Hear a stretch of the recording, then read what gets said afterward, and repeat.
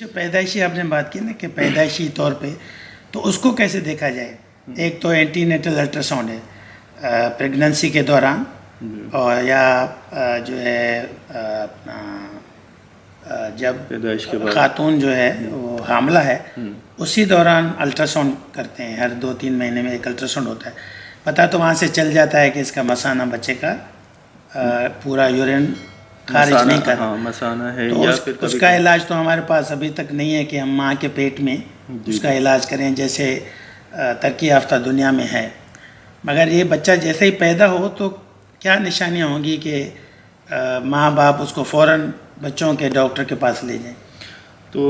بچوں میں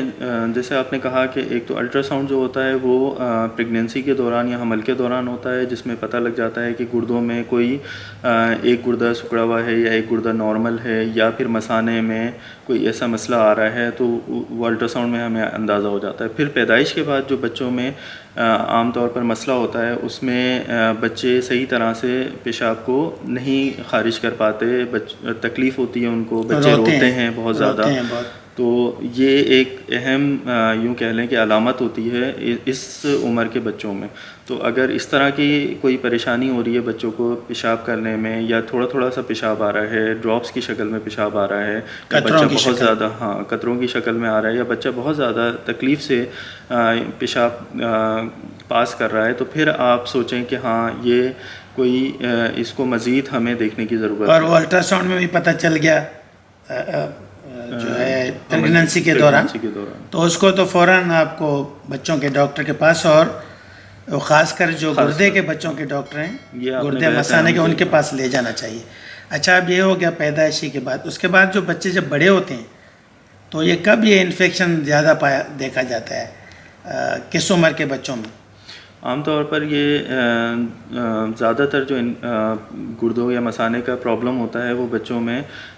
5 سال سے کم عمر کے بچوں میں، 5-6 سال یا میکسیمم 10 سال کے کم عمر کے بچوں میں ہوتا ہے، جب بچے اپنے خود سے جو ہے پیشاب پاس کرنا سیکھ جاتے ہیں، لیکن اس کے باوجود بھی ان میں مسئلہ ہوتا ہے یورین پاس کرنے میں، بچے گردوں میں درد یا کہہ لیں کہ پیٹ میں درد کی شکایت کر رہے ہوتے ہیں، یورین پاس کرتے میں ان کو بہت زیادہ تکلیف ہوتی ہے، بار بار یورین پاس کر رہے ہوتے ہیں، اور جلن کے ساتھ یورین پاس کر رہے ہوتے ہیں، تو یا ایک بہت زیادہ کامن یا علامت ہوتی ہے، وہ یہ ہوتا ہے کہ بچوں میں یورین بغیر کسی اس کے پاس ہو جاتا ہے، مطلب بچے محسوس نہیں کر پاتے اور بہہ جاتا ہے۔ تو یہ کچھ علامات ہیں جس میں ہم اندازہ لگا سکتے ہیں کہ کوئی گردوں یا مثانے بخار کی شکایت بھی کرتے ہیں ماں باپ کہ بچے کو بار بار بخار ہو رہا ہے، اور اس میں پھر یہی وجہ ہوتی ہے کہ پہلے سے ایک مسئلہ موجود ہے گردے مثانے کا، اور اب اس میں کسی قسم کا کوئی انفیکشن ہونا شروع ہو گیا ہے، تو پھر بچے بخار کی علامات کے ساتھ بھی ہمارے پاس آتے ہیں۔ اور پھر تشخیص ہے، وہ تشخیص تو الٹرا ساؤنڈ ہے، پھر MCUG کہتے ہیں جو مثانے میں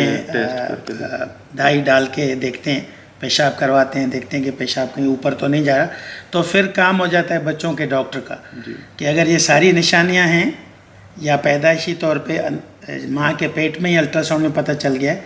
تو پھر فوراً رجوع کرنا ہے گردے مثانے کے ڈاکٹر کو۔ اور ہمارے جو جنرل پریکٹیشنرز ہیں جو کہ پہلے فزیشین ہوتے ہیں، ہر مریض ان کے پاس ہی جاتا ہے، تو ان کا بھی یہ فرض بنتا ہے کہ اس بچے کو ٹائم پہ، وقت پہ